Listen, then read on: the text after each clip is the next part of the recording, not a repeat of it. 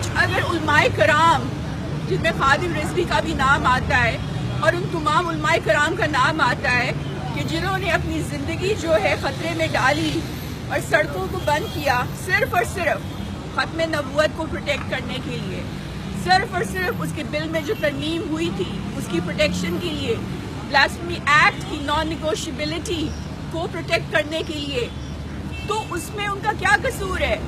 وہ تو صرف یہ عشق رسول میں کر رہے ہیں نا۔ اور آپ وائلنس کی بات کرتے ہو، جب عمران نے لاک ڈاؤن کیا تھا اسلام آباد کا اور اتنے دیر 6 مہینے آدھا سال پاکستان کو بند کر کے رکھا تھا، تو تب کسی نے وائلنس کی بات نہیں کی، تب کسی نے عمران کو چیلنج نہیں کیا۔ آج وہ ہمارا پرائم منسٹر بن گیا ہے۔ میں یہ نہیں کہتی کہ خادم رضوی کو پرائم منسٹر بنا دو، لیکن علماء کرام کا جو رتبہ ہے اور جو ان کا مرتبہ ہے، انہوں نے ہماری ایک جنریشن بنانی ہے، ہمارے بچوں کو تدریس دینی ہے، نبی پاک صلی اللہ علیہ وسلم سے محبت کی۔ آپ ان کو اس طرح سے جیل میں بند کرو گے تو ہماری ایک جنریشن کی جو ٹیچنگز ہیں وہ تباہ ہو جائیں گی۔ ختم نبوت صلی اللہ علیہ وسلم کی حرمت کی پروٹیکشن کرنے کوئی نہیں آئے گا، سب ڈر جائیں گے کہ ہمیں جیل میں ڈالا جائے گا، عشق رسول یہاں سے ختم ہوتا جائے گا۔ اس لیے ہم آج یہ پروٹیسٹ کر رہے ہیں کہ یہ جو تصادم ہوا ہے ریاست کے بیچ میں اور ہمارے علماء کرام کے بیچ میں، اس میں صرف اور صرف ہمارے دشمنوں کی سازش ہے۔ یہ شام بنانے کی سازش ہے۔ ہمیں شام میں سیریا میں بھی ایسی کرائسس ڈیولپ کیا گیا تھا اور آپ نے دیکھا کہ آج کیا ہوا ہے۔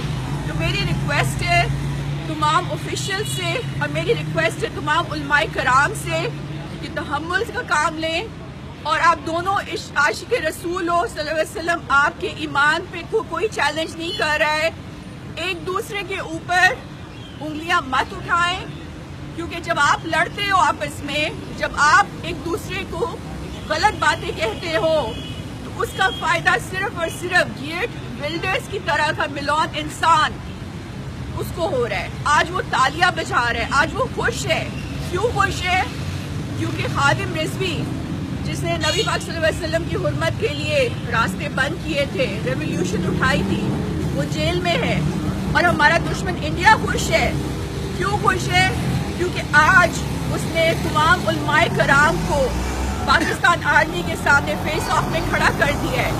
ابھی اورکزائی میں بلاسٹ ہوا، چائنیز قونصلیٹ پہ اٹیک ہوا، یہ ڈسٹریکٹ کر رہا ہے انڈیا، یہ ڈسٹریکٹ کر رہا ہے انڈیا ہمارے آفیشلز کو۔ ہمارے دشمن خادم رضوی نہیں ہے، ہمارے دشمن ہمارے علماء کرام نہیں ہیں، ہمارا دشمن انڈیا ہے، ہمارے دشمن وہ فورن ایجنسیز ہیں جنہوں نے ابھی بلاسٹ کروایا ہے۔ تو آپ نے جو بھی کارروائی کرنی ہے آپ ان ایجنسیز، فورن ایجنسیز کے خلاف کریں تاکہ یہاں سے دہشت گردی ختم ہو۔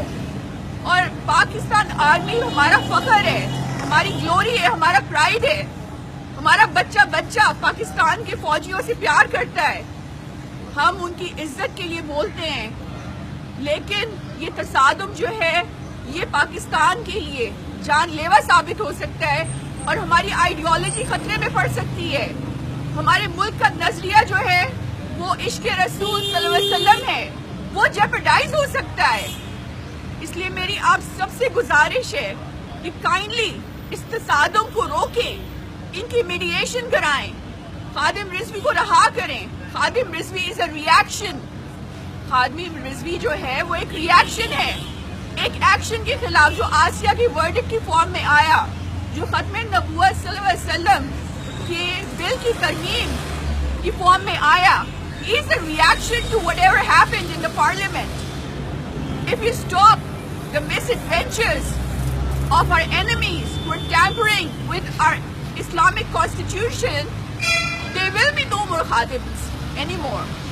اگر آپ چاہتے ہو کہ خادم رضوی کی طرح کے علماء کرام سڑکوں پہ نہیں آئیں اور عشق رسول صلی اللہ علیہ وسلم کے نام پر سڑکیں مت روکیں، بلاک نہ کریں، لاک ڈاؤنز نہ کریں، تو آپ ان سازشوں کو روکیں کہ جن کی وجہ سے یہ مس ایڈونچرز ہو رہے ہیں، جس کی وجہ سے آپ کی یہ ختم نبوت کی ترمیم کی گئی، کہ جس کی وجہ سے یہ آسیہ کا ورڈکٹ اچانک ایک ایٹم بام کی طرح پوری قوم کے سر پہ پھینکا گیا.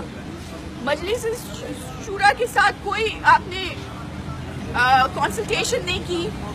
آپ کو چاہیے تھا کہ جب آسیہ کا ورڈکٹ ہوا تھا آپ قوم کو مینٹلی پریپیئر کرتے, آپ علماء کرام کو اس ورڈکٹ میں انوالو کرتے تاکہ اتنا بڑی ریولیوشن نہ آتی. خادم Rizvi is just a reaction to the actions that happened before, to the misadventures and to the conspiracies that are being done by our enemies. If you want no more Khadims to come, then you have to stop these misadventures. آپ کو یہ مس adventures, یہ شرارتیں جو کہ ہمارا دشمن کر رہا ہے, ان کو روکنا پڑے گا. کبھی یہ خادم جو ہیں یہ اپنی مسجدوں سے باہر نہیں نکلیں گے, یہ مسجدوں میں ہی رہیں گے. لیکن جب تک یہ مس ایڈونچرز, یہ شرارتیں, یہ سازشیں جو کہ ہمارا دشمن ہمارے خلاف کر رہا ہے یہ چلتی رہیں گی, تب تک اسی طرح روز ایک نیا خادم پیدا ہوگا جو کہ سڑکیں بلاک کرے گا, جو کہ ریولیوشن لے کر آئے گا. آپ کی جیلیں کم پڑ جائیں گی, یہاں پہ نئے خادم بننے نہیں بند ہوں گے. Kindly try to go to the core of the problem.